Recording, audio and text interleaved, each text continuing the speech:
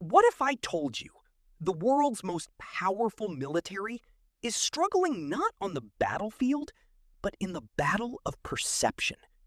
For decades, the United States has shaped the global narrative, deciding how wars are seen, who is right, and who is wrong. But today, something feels different. Despite overwhelming firepower, sanctions, and global alliances, Iran, a heavily sanctioned and isolated nation, is challenging America. Not just militarily, but psychologically. And here's why this matters to you. This conflict doesn't stay in the Middle East. It can impact your economy, your security, and your future. Because this war could shape how strong America appears to the world tomorrow. So if you care about your country, you need to understand what's really happening. Let's break it down. Military power comparison. First, raw military strength. The United States ranks #1 in the world. Iran ranks significantly lower, according to global military indexes. The U.S. spends roughly $900 billion on its military. Iran's spending is estimated to be a fraction of that.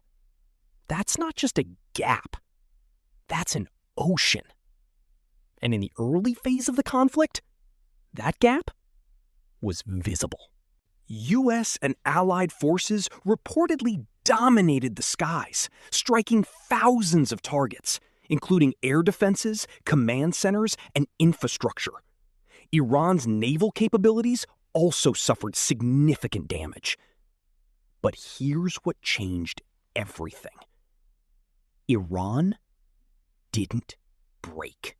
Instead, it responded, launching waves of missiles and drones, targeting bases and strategic locations. It expanded the conflict, involved regional actors, and increased pressure on critical oil routes. Suddenly, this wasn't a simple military victory anymore. So the real question is, has America already lost the narrative war? Expectation versus reality.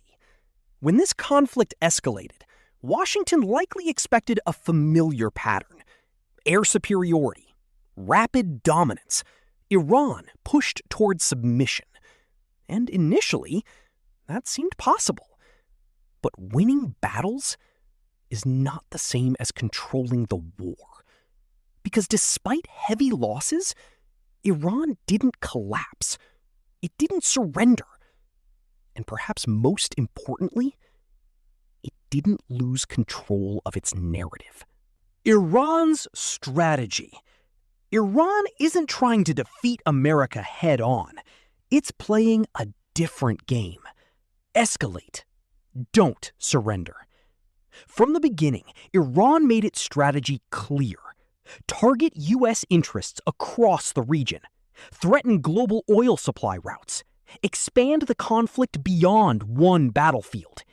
And just like that, this stopped being a controlled war. It became a global pressure point. The message was simple. If Iran is attacked, the consequences won't stay contained. That's narrative warfare. Why no ground invasion? Now here's the critical question. Why hasn't the U.S. launched a full ground invasion? It's not just about capability. It's about cost and risk. Iran's geography favors defense. Its missile networks can reach U.S. bases across the region. And any invasion could turn into a long, costly conflict. Many analysts suggest a quick and decisive ground war in Iran is unlikely. And Iran appears to understand this well. That's why its leadership often signals readiness for escalation, even in the face of invasion scenarios.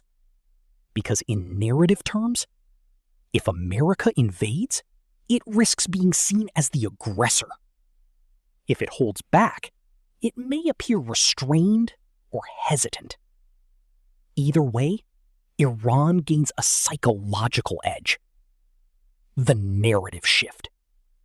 This is where things truly shift. For decades, the US shaped the global story, a defender of order, a symbol of strength, a global leader. But now, that image is being tested. A prolonged conflict, no clear resolution, growing questions, even within the United States. What is the endgame? Meanwhile, Iran positions itself as a nation resisting pressure, an underdog refusing to back down. That message appears to be gaining traction. So, has America lost the narrative war? Not completely. But for the first time in decades, it may not be controlling the story alone. Because modern wars aren't just fought with weapons. They're fought with perception, influence, and fear. And right now, even under pressure, Iran has demonstrated one key idea. You don't need to win the war.